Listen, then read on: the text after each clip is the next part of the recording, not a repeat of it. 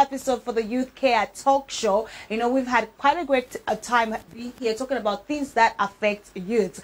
My name is Esther Mlenga, and of course my sign language interpreter is George Kalimukwa. We really appreciate what he's doing for us as well. Today, our topic is substance abuse in youth. How can we deal with this? Because we've seen it's something that is really affecting us as youth. And of course, we will be joined by Miss Martina Charata-Simukoko, who is the Senior Investigations Officer and of course Counselor and Programs Officer, as well as Education and Counseling Department right here in Lusaka at DEC. So we'll get to have all that conversation as well. But one thing that I love about the Youth Care Talk Show is that we get to hear it from the youths themselves. So this time around, this week, we went to the heart or to one of Zambia's biggest universities. I'm talking about the University of Zambia, UZA, to actually just hear what the students there, all the youths, have to say about substance abuse. And they had quite a lot to say. It's good to see what their thought process is when it comes to substance abuse. Remember, this show is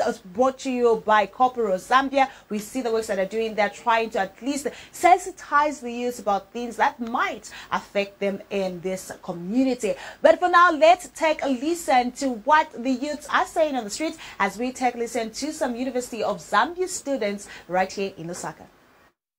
We are back right here at the University of Zambia, and we had to do a part 2 because part 1 was just utterly breathtaking. Last time we came here, we were looking at what you would do if your girlfriend is pregnant, and it was a pretty interesting conversation. This time around, we talk about drug and substance abuse. And we talk to different students, and this is what they have to say. Let's go. So David, on a scale of 1 to 10, how would you describe the usage of drugs among students or among young people that you yourself have observed? On the scale of 1 to 10, yeah, honestly, I think I'm not that social, but can put it at 5. 9.5, but almost 10. Oh, that's a really high number. Why is it a 9.5? Because youths now are always drinking after, like before, just for chills, on the weekend, during the day. It doesn't even matter these days whether it's a Friday or a Saturday, even during the weekdays. As for me, what I've seen here at Unza, it's almost 70% of my fellow youths are abusing alcohol because some they are doing it because of peer pressure. But if it's for the sake of weekend, it's like today. Baisa kuunza kuna and then basa barekera kuma parents because because it's 50%. Some friends they are coming from Kumayad and then 50% baf makombo. So those abaf Kumayad job. But what basa barekera kufeno mborom bacha open. So panomba baisa paunza papa weekend inga chaira pa the couple of pa weekend bachitika bano and then baisa fina bakoro and then recently we have even lost one of our friends because of drug abuse. All right, now which brings me to my next question, the weekend life. How would you describe the weekend life among students? Seeing as you're a student yourself and you've got a more really near, I'm pretty sure something happens on the weekend. Sure. The weekend is more like a chill day, like after all that stress from classes, you just look forward to the weekend, you just want to enjoy, maybe drink a few drinks and just relax. I haven't really gotten the experience, the weekend life, because I'm out of campus. But then it happens. Like I find it's quite quiet because some students prefer doing it outside. Some would do it maybe in their rooms. Though you wouldn't really see people smoke around in campus because it's. Now I think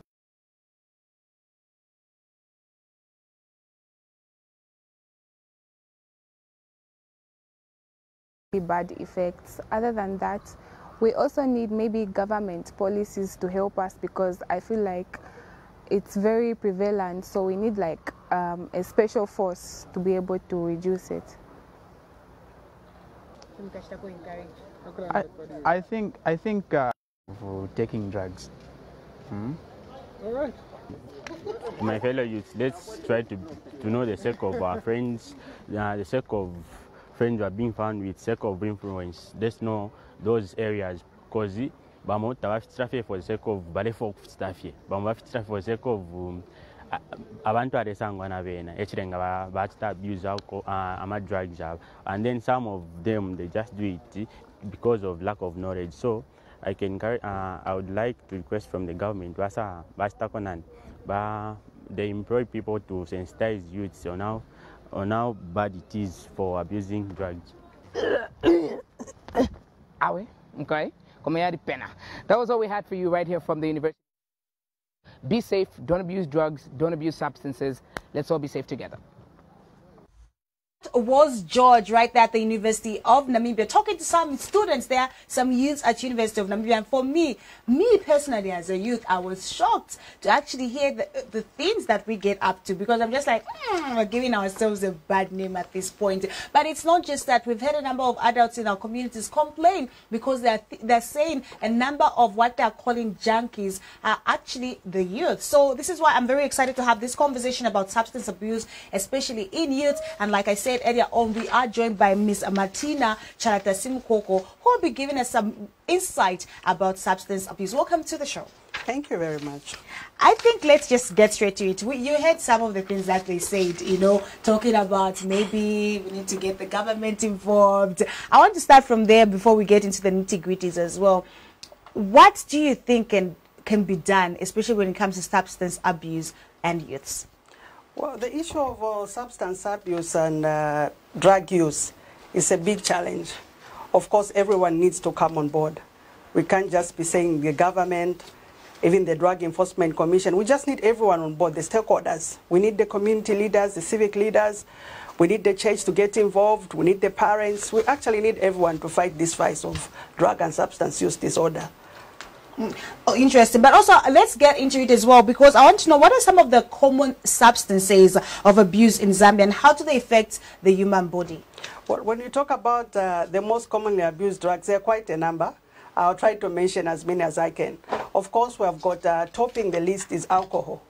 Then we also have cannabis. We also have heroin, the one they're calling Volo out there. Do you know, that is so shocking. I'm hearing this, and I thought heroin is just for Kokubazungu. It's in Zambia as well? It's actually in Zambia, yes. Then we also have cocaine, the one they are calling Cocoa, Snow White, Thai White. Then we also have codeine syrups. Then we also have unsunko. By the way, unsunko is also topping. Then we also have, of course, those are the sex pills.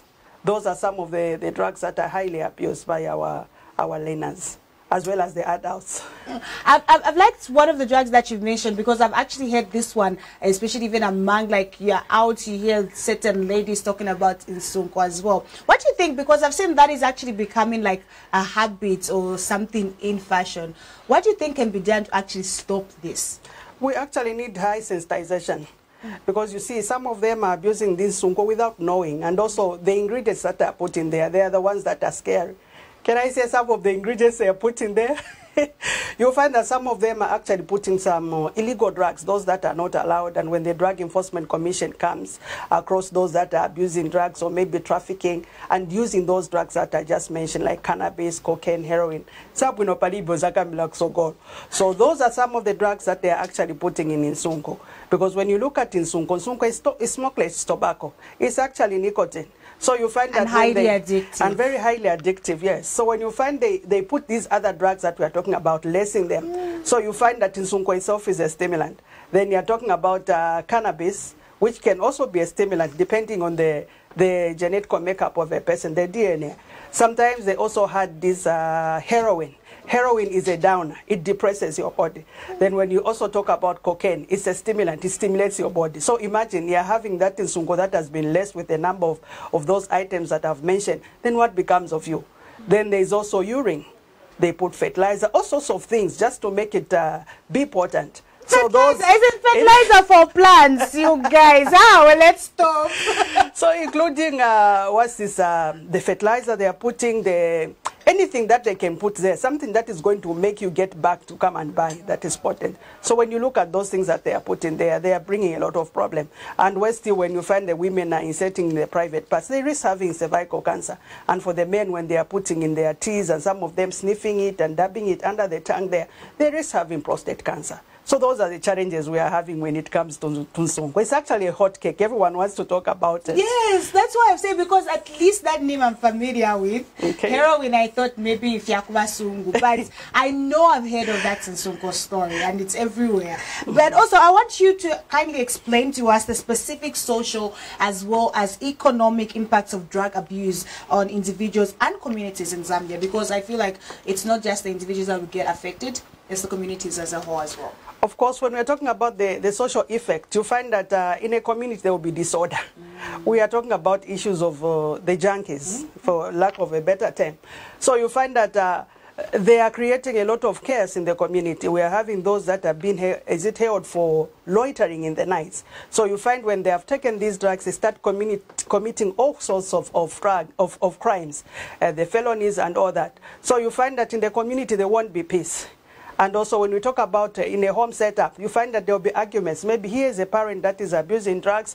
The children also, it will be like a replica effect. The children will also start abusing drugs because, mind you, these children, they learn what they see in their home setups.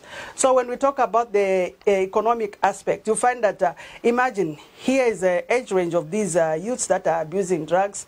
Probably in the long run, as they are abusing these drugs, they end up contracting HIV and AIDS. So we're talking about a community that is affected with HIV and AIDS. Probably even their lifespan is not going to be high.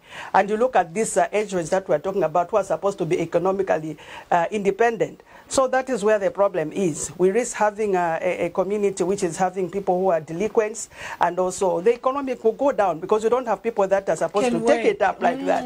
Yes. Most definitely. After all, if you're not affected, probably know somebody that is affected with these things. Yes. But also, I want to know as well what resources and support systems are available when it comes to, you know, individuals seeking recovery and from substance abuse in Zambia, because most people will say, no, just go to China. Are there reasonable resources a person can seek when trying to stop or recover from substance abuse? I just want to mention that even as a Drug Enforcement Commission, we are actually a service provider. So we also provide counseling services. So you find that the Drug Enforcement Commission, the counseling services that we offer are free of charge. So anyone that is having challenges of drug use disorder, they can come to the Drug Enforcement Commission. Now The Education Department. I have a question. I come saying, listen, I was using this. Won't you arrest me? No, saying, no. Okay, tell me where you got them from. No, the situation is that when you come to our offices, the Education Department, we will take you as a client. And we've helped a number of people that have come out of this issue of drug substance use disorder. Most people, of course, they'll say in the community, they will arrest us and all that. But we do go to tell them when we're conducting our awareness programs, in these programs like Institution of Learning program, where we start with the kindergarten up to university. And in these programs, we have got anti-drugs club. And then we also work with workplaces, because we know that some of these younger ones, when they are abusing drugs, some of them, they are coming from the home setup. So we equip the parents with the information of how to know that a child is actually abusing drugs, what to do, where to go to seek for help. Then we also work so much with the community, like community-based organization, faith-based organization. As you know, most of the people in the community, they want to seek solace in the churches. So in the churches, you find that there are a lot of people who are coming there to be saved, others who are even suffering from issues of drug use disorders. So as a Drug Enforcement Commission, we are on the ground to work with them to see how best we can fight this issue of drug and substance abuse. So those are some of the programs that we have. And other than that, as a Drug Enforcement Commission, we also offer trainings in drug and substance abuse peer educators. You know, when we train these peers, we are sure that they are the ones that are going to spearhead, champion this issue of drug and substance abuse abstinence. Then also we have family and parenting skills program that we are offering. So this one is tailor-made for the parents, even those that are single mothers. You know, this issue of drug and substance abuse has not left everyone, and everyone is actually affected. You can be a single mom, you can be maybe, you have both parents there, but you find that they are suffering from this issue of drug and substance disorder. So those are some of the programs that the Drug Enforcement Commission has actually put in place to fight this scourge of drug and substance abuse. I love that you've fully explained the recovery process and how you help with the process as well. But also I want to know, how is the rehabilitation and support system structured in Zambia, especially for individuals that are on a road to recovery from substance abuse? And what are some of the key elements or key components of their recovery process? Okay, when we're talking about about the issue of recovery component, it is dependent upon a person that is abusing drugs. But as a Drug Enforcement Commission, we still don't have the rehab center yet. But that Why? does not Why? that does not mean to say that we are not working with other stakeholders. You know, the Drug Enforcement Commission is not an island. So we work with other stakeholders that have got such facilities. Some of the examples of the stakeholders that we work with is Chinama for detox. Then we also work with Clinic 6 and also some other rehab centers which we work with. So at the Drug Enforcement Commission, when you come for counseling, we also screen to try and find out the extent of that disorder, drug use disorder that a client is having. If we feel that we cannot manage, it needs maybe a mental checkup, a thorough mental checkup, we refer to Chinama, and we also refer to Clinic 6 UTH. Interesting. But also, we've seen, especially with drug abuse or substance abuse, we've seen youths doing very cruel things, in the sense that we recently saw in the news of a young youth that actually ended up killing his parents somewhere in Lusaka. We've heard about in the news where a youth jumped from the roof right here near us at the University of Namibia as well. We've spoken about how they can recover as well, what can be done as well. But also us as the friends, how can we help when we see that maybe my friend might be a bit addicted to certain substance abuse? Okay. So like the Drug Enforcement Commission, to start with, we work with youth-friendly spaces. You know, the youths, they are able to discuss a lot of things at that level. Maybe sometimes the client might say, I don't want to go to Drug Enforcement Commission. Maybe they can arrest me. But if they reach out through these youth-friendly spaces, the ones that we have trained in drug and substance use as peer educators, we are able to get referrals from there. How so that can is they how, reach out to them? So they'll just have to go to these medical facilities, and then when they go to the youth-friendly spaces, then they get to talk with the youths that are there. Then the Drug Enforcement Commission, if it is issues to deal with related to drug and substance abuse, then they can refer the Drug Enforcement Commission. Then we move in. When you move in, speaking of moving in as well, I would like to know how does the government of Zambia address drug and of course substance abuse through policies and programs? Are there any specific policies and programs that have been put in place by the government? Of course, like I'll speak on the part of the Drug Enforcement Commission. There are tailored programs that we have, those that are meant to curb the issue of drug and substance abuse. So we have preventive programs like the ones I talked about, the education, the institution of learning programs that we have, where we go in schools and also we go to colleges. Because when we're talking about issues of drug and substance abuse, believe you me, it actually starts even at that younger level. So you cannot say that we leave out those that are at kindergarten. When we are giving awareness to them, we come down to their level so that we see how best we can disseminate this information and help them so that they can have that information. When you're abusing this drug, this is what can happen to you. Then we also have workplace programs, like I said. It is not only equipping the parents with the information or maybe what to do when a child is abusing drugs, where to go, but maybe this parent is actually struggling with issues of unsungo. As a Drug Enforcement Commission, through the counseling services that we offer, we are able to reach out to them, meaning that we are reaching out to their managers and all that. If they see that a worker is not performing well, maybe there is absenteeism because of drug and substance abuse, when they call us as a Drug Enforcement Commission, we reach out to them so that we see how best we can help an individual and also how best we can help that organization so that productivity can go up. Then we also have community-based programs, like I said earlier on. So there we do go into the communities, we talk about the issues of drug and substance abuse, because when we're talking about issues of drug and substance abuse, it is known that it is actually a contributing factor to the spread of HIV and AIDS. I'll give an example of maybe some of the drugs that are used by injectable modes. So when you talk about heroin, here's a person that is under the influence of these drug disorder orders, then they are injecting themselves with a syringe that is not sterilized. They are likely to get HIV and AIDS. So those are some of the programs that we are doing as a Drug Enforcement Commission. It's so great to hear from that as well. But also, lastly, just to let our youths know that it's not all sad, it's not all serious. Please share with us some success stories that you've had, especially as Drug Enforcement Commission. Well, as a Drug Enforcement Commission, we've had a number of success stories. I'll cite one of the examples of the 70 babies that we had in Mufurera. You know, the 70 babies in Mufurera. So these ones were a group of youngsters who had started terrorizing Mufurera there, stealing things and also robbing people, committing all sorts of crimes because of the issue of drug and substance use or disorder. So what the Drug Enforcement Commission did, we had to move in to see how best we can talk to them, see how best by giving them so much awareness program, and most of them actually reframed. They stopped abusing drugs, and they are the ones that now started spearheading the issue of drug and substance abuse in the community. As we are speaking, most of them have even been relocated. Some of them have gotten married. Others have gotten back to work. Others are even in colleges. Some of them are even medical doctors as we are speaking. So that is one of the major success. And the other success on an individual level is where you see as a counselor, you receive a client that is coming to the Drug Enforcement Commission, and this client is actually worn out because of the withdrawal symptoms that are coming as a result of these drug use disorders. So when we have such a client, you see them through the process of counseling, you find that they start refraining, they start actually improving. That is a success story on an individual level. So as a Drug Enforcement Commission, we've helped quite a number of people.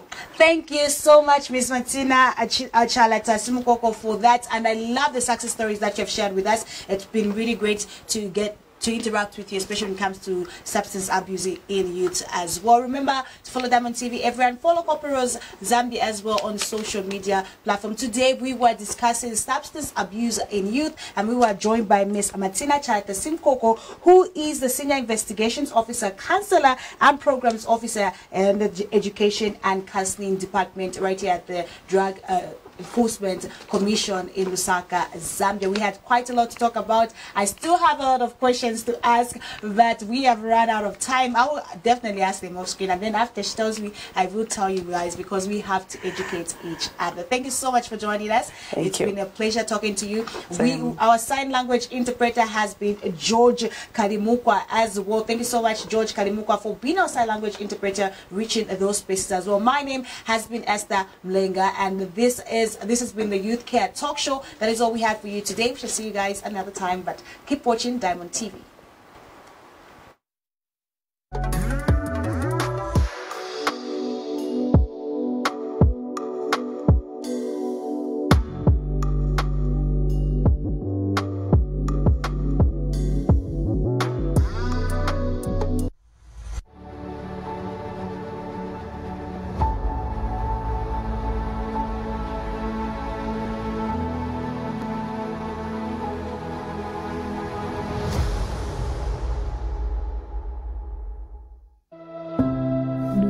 Promise to always walk with me, so neither of us is ever alone again?